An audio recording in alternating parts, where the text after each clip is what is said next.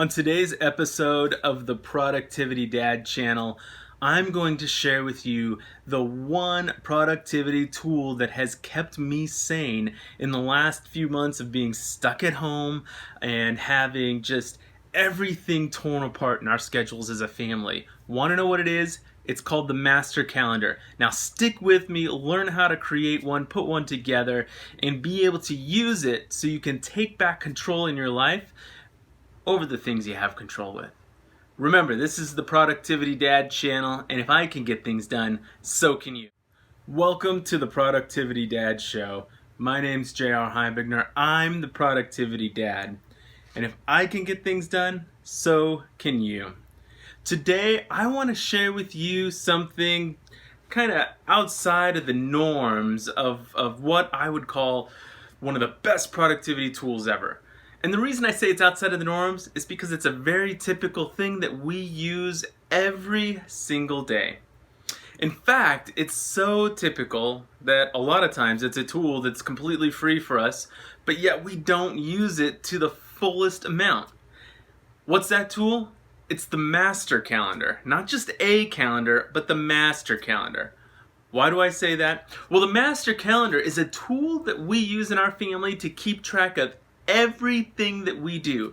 Everything from our dentist appointments to when bills are due to when I have meetings for work. We also keep track the days that we're going to work out on there and just all the other details that we need to have so we can keep control of the things that we control. Now, why am I talking about calendars? Calendars are so boring these days. Part of the reason people don't even use them is because they're so boring. Because it's an essential tool for us to take control of our lives right now. In fact, I've come to the conclusion that this is the number one thing that's keeping me from going crazy in the middle of COVID, in the middle of the elections, and so I wanted to share that with you today. I think it's a huge and important thing for us to look at.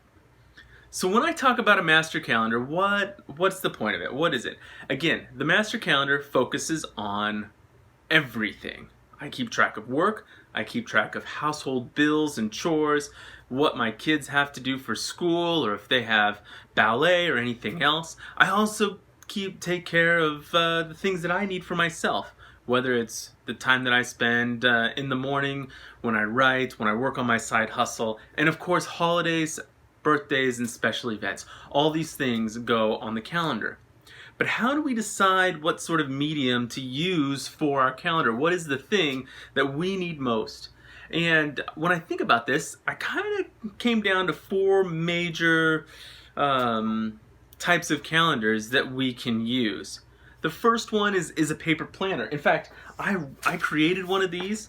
It's the Thriving Life Planner. And there'll be a link in the notes below, but that's what I used for a long time. Was something that I created. It had my life plan, it had my goals in it, and I was able to keep track of everything going on in my life there. Another one of those great resources that's pretty similar, a paper planner or a journal, comes in the Full Focus Planner by Michael Hyatt. I used this for years, and again, that keeps your goals in there. It has a calendar, it has tasks, it has daily notes, all these things. It's a really good resource. But honestly, it was so expensive. It was like $50 per quarter, which if you're trying to keep track of everything, I guess that makes sense. But $50 a quarter gets a little spendy. The Thriving Life Planner is only $15 a quarter. Or you could even just get a plain old one of these notebooks here. You can get it at the grocery store for $5, online for $5. In fact, I link my favorite one in the notes below too. So we've got these paper planners or journals. You could also do like a wall or desktop calendar. We actually have a wall calendar that we kind of keep general events, when people are coming, here in our den. It keeps track of those details. It's actually a whiteboard type calendar, but you can get one of the paper ones that you put on a desk too. That's something that I used to keep just for work. Those can range from super cheap to really expensive. I've got a couple of my favorites below as well. Or you can use simple, straightforward, keep it with you digital calendars. Google Calendar, Outlook Calendar. I think Yahoo has a calendar. Every email service out there has a calendar, so you can use those as well. That's actually what we use now, is a Google Calendar that's shared to our family. My wife and I have access, so anytime we update an appointment or anytime we have anything come up, we just put it in there so we both know. That's kind of the resource that I use. Again, it's free too, and it's something we use all the time, and that's kind of the ultimate, is when you're picking a planner or a journal or a calendar or even a digital calendar, it's got to be something that you're going to use. If you're not going to use it and it's going to sit somewhere, it's a waste of money, waste of time. Don't use it anymore. But if it's something you're going to use, then that is the key. That's going to be what really makes this productivity tool work for you, is having something like that you can use. And so I definitely suggest that. I think if you can figure out whether paper, digital, or a wall or desk calendar, whatever it is, pick one of those, and then you start actually putting it to use. What's that look like? What's it mean to put it to use? Well, what that looks like is first figuring out what you're going to use, digital, analog, whatever. Then start with yourself. Put in anything for your mental, spiritual, physical health. Put those things into the calendar.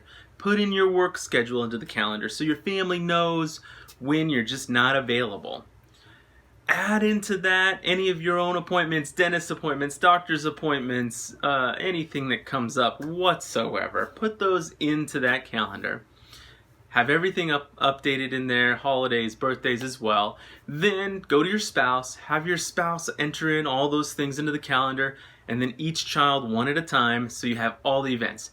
Now at first, you're gonna have a lot of a mess, to be honest with you. You're probably gonna have just these ridiculous days where you've got multiple things all lined up. Even now in COVID, you're gonna have some double bookings, maybe even triple bookings. That's okay. The first time you do this, when you put everything in the same place, that's why you do it one at a time, and then you come together and you do what I call a monthly review or a monthly calendar summit. And that's when you decide, okay, how are we gonna do this? What are the things that we're going to split or say no to? And you go through those lists. Now the first couple of months, you're going to have a hard time figuring out what works and what doesn't.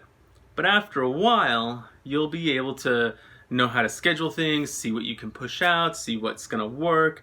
It'll take a little time, but you'll start to get on board with it. And that's, again, part of this whole process, is a couple of months of struggle, conflict, but then after that, you're going to really be able to take control of the things going on in your lives.